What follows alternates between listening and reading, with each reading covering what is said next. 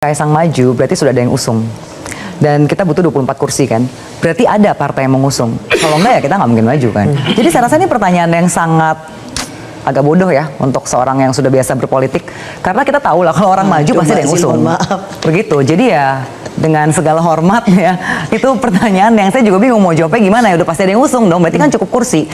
Dan berarti memang ada potensi yang mau mengusung pasti melihat potensi. Pertanyaan saya sebetulnya, Kaisang kan ada yang melirik, tapi ada juga yang memandang Kaisang sebelah mata. Iya, jadi bahkan ada yang tegang katanya kalau Kaisang mau maju kan. Jadi saya rasa bener, Bang Andi yang tegang. Menurut saya gini, menurut saya ini biasa saja. Ini kan demokrasi ya. Kita tegang ketika kemudian aturan-aturan berubah hanya untuk kepentingan orang per orang. Itu loh. Jadi gini, kalau kita bicara pemenangan, variabelnya itu kan ada dua, ada kuantitatif, ada kualitatif. Nah, kalau kita bicara pemenangan di era pemilihan langsung, kata kunci pertama yang biasanya diperhatikan itu adalah elektabilitas. Jangankan yang punya 2 kursi saja, yang nggak punya kursi pun bisa didukung karena dia punya elektabilitas. Misalnya waktu Ridwan Kamil belum jadi anggota Golkar, banyak yang dukung. Karena apa? Karena dia punya elektabilitas, dan contoh seperti itu banyak di daerah-daerah yang lain. Kursi. Ya, bahkan sebetulnya alam pikiran yang menggunakan jumlah kursi sebagai indikator bagi calon gubernur dan wakil gubernur atau bahkan capres-cawapres itu sebetulnya salah. Misalnya pernah nih tahun 2009. Bagaimana dibilang salah aturan undang-undangnya? Sebentar. Ini saya belum selesai. Bukan, tadi belum juga selesai. tadi juga belum selesai. Tadi gue juga belum selesai. Belum selesai. Saya tadi belum selesai, sudah lu potong. Saya tadi disuruh bicara, saya bicara, kamu potong. Moderatornya di sini. Iya dong. Di sini. Nah, sekarang saya bilang, bagaimana mungkin tidak alat ukur undang-undang mengatur ada 20% yang kemudian boleh mencalonkan. Kalau tidak sampai 20% tidak bisa mencalonkan. Itu alat ukurnya undang-undang jelas gitu loh. Kenapa dibilang lebih tinggi? Kenapa dibilang tidak boleh? Poinnya tidak perlu ngisi. Rubah lagi undang-undangnya. Jadi kalau menggunakan nggak bisa kursi dong sebagai indikator itu salah. Kursi bukan indikator. Adalah tanda-tanda kekalahan. Kursi bukan indikator, Bang Dian. Sekarang giliran Anda bicara. Begini loh, sudah jelas undang-undang dan peraturan mengatur bahwa untuk bisa mencalonkan itu harus memiliki 20% kursi DPR atau 25% suara yang memiliki kursi di DPR. Itu artinya ada pengaruhnya jumlah kursi dan pengusungan itu. Bahwa yang dia maksud itu berbeda. Orang mau ngasih, lu punya uang 10, lu mau ngasih sama yang punya uang 2, itu urusan lain. Tapi bahwa undang-undang mengatur demikian. Baik. Kalau kamu tidak puas, rubah lagi undang-undangnya. Kamu kan sudah biasa merubah undang-undang. Bang Adian bicara syarat pencalonan ya. Kalau Bang Kodari bicara soal pemenangan itu tidak ditentukan oleh kursi. Pemenangan itu tidak semata-mata soal elektabilitas. Ini baru tanggapannya. Sebentar dong. Di dalamnya juga ada mesin partai, tapi di dalamnya juga ada program, ada gagasan dan sebagainya. Pasti. Gitu. Nah, sudah pasti. Sebentar dulu dong. Sudah pasti. Bagaimana mungkin kita bisa mempercayai elektabilitas orang bisa tinggi ketika gagasannya belum didengar orang? Ketika idenya kita tidak tahu. Lalu dari mana elektabilitas itu? Tapi sudahlah. Ada metodologi survei, kita percaya saja. Begitu loh. Tapi sekali lagi saya ingin tekankan bahwa bagaimanapun juga kami PDI Perjuangan akan menghargai pilihan rakyat yang mempercayai kami 33 kursi di Jawa Tengah. Baik. Dengan demikian, kemudian kita akan lebih mempercayai kemampuan kader kita. Kami partai politik, kami lakukan kaderisasi. Kami lakukan penempaan, kami melakukan pengujian, kami berproses segala macam.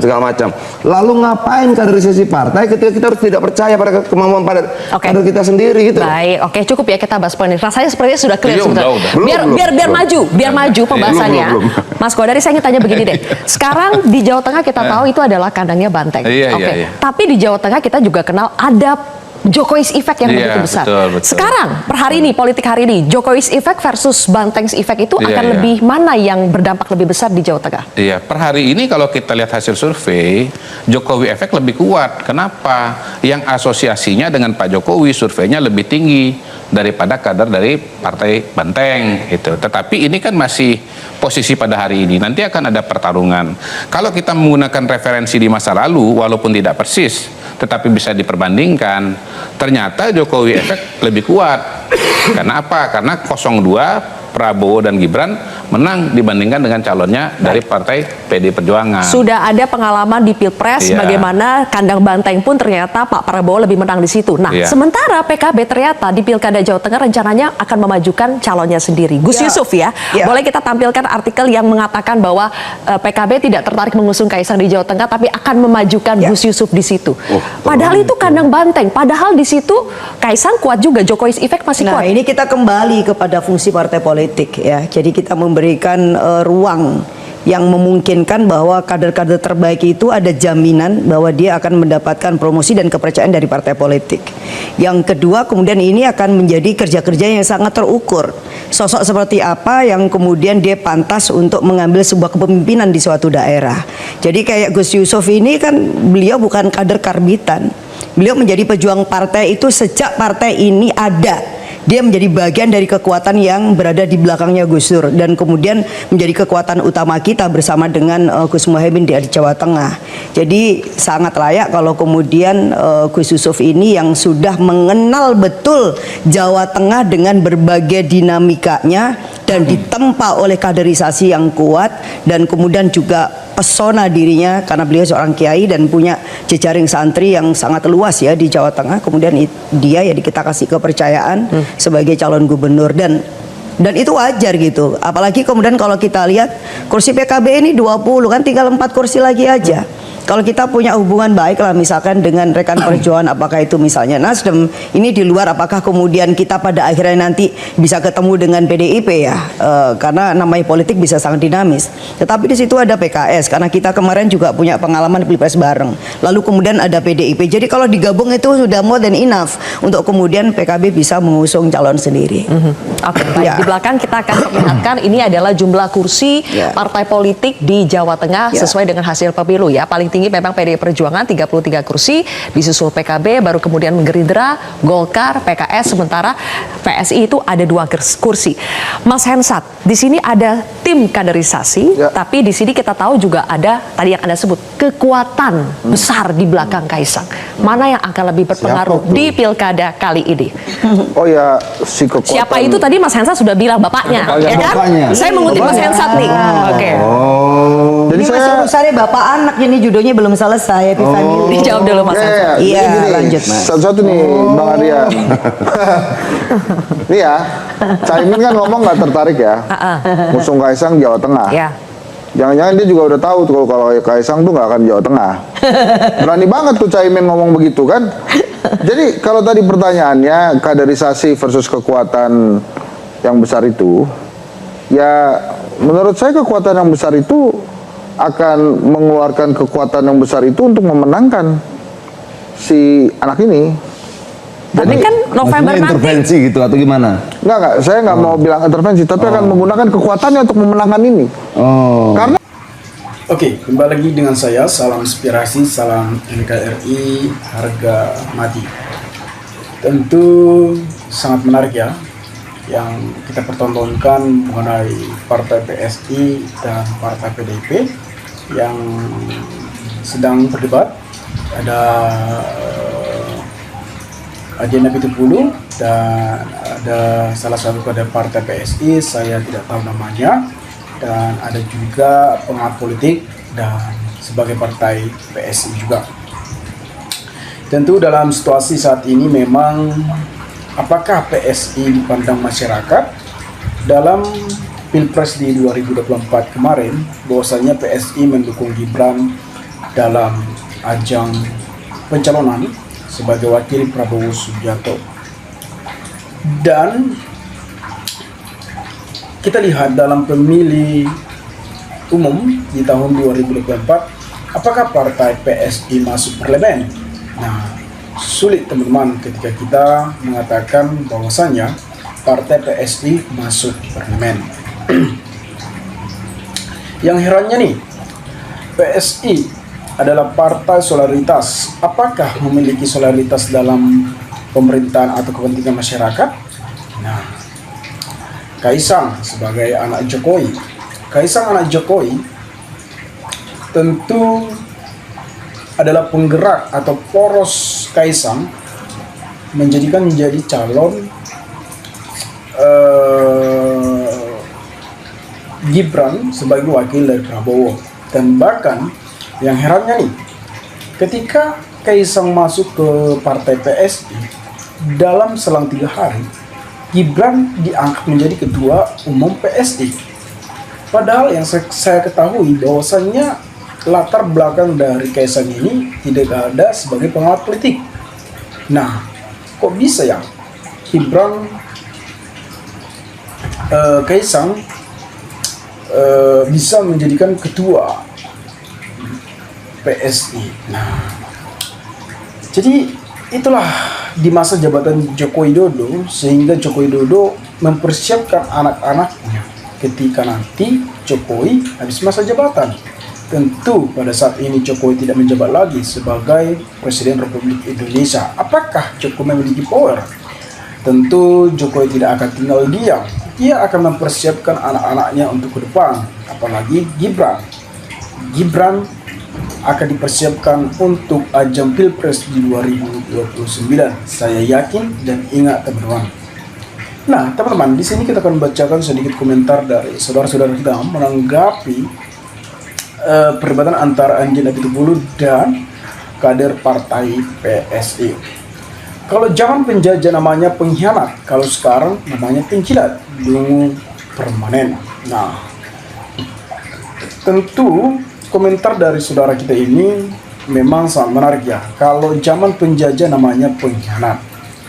Apakah? Nah, saya masih ingat ketika itu partai PSI sangat tidak suka dengan Prabowo Subianto. Dan bahkan Grace Natalis dan jajarannya itu pernah,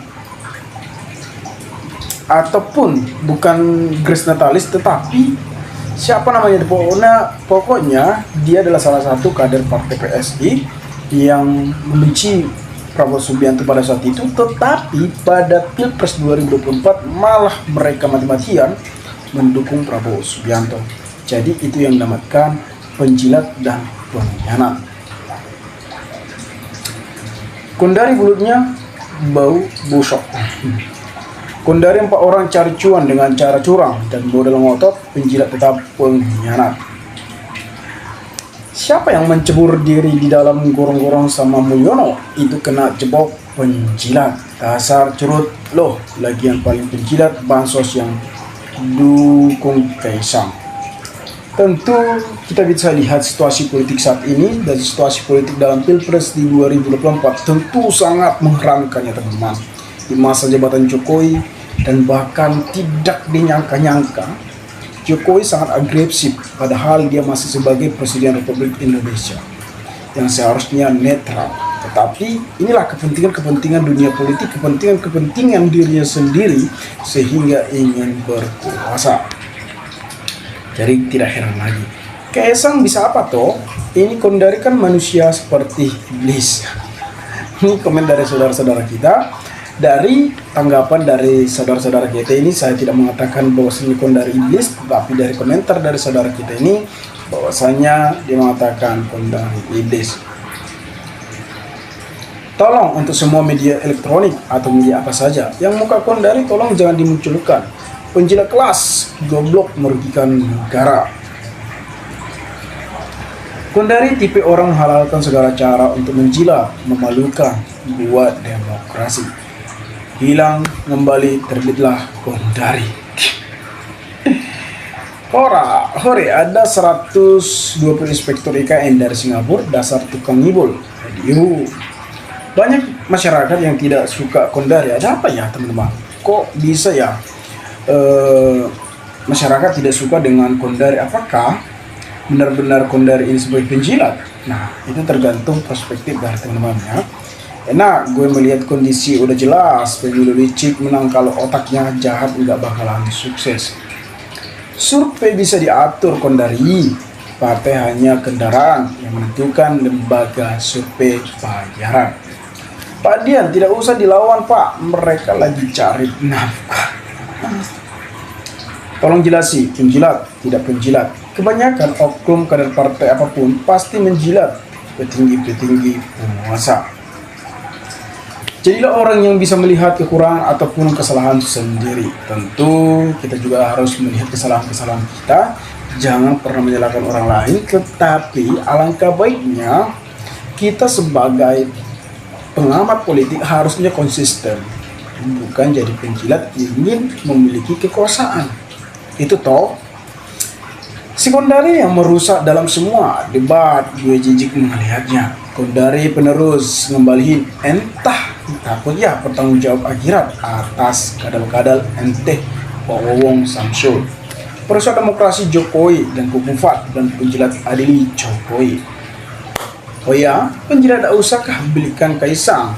Kamulah itu minta 3 produk elektabilitas Kaisang, tunggu itu bayaran TKN surveinya. Dari memalukan kampus aja. Partai anak muda tapi isinya penjilat, bukan orang-orang idealias prospektif. Kondari itu penjilat tentu membela tuanya. Kondari itu jadi penjilat, penguasa tidak ada habisnya. Apa memang bodoh? Apakah memang pintar? Kimblir. Nah, tentu banyak tanggapan dari saudara-saudara kita bahwasanya dari partai PSI ini tidak memiliki jiwa solidaritas, bahkan jiwa-jiwa dalam kompetitif.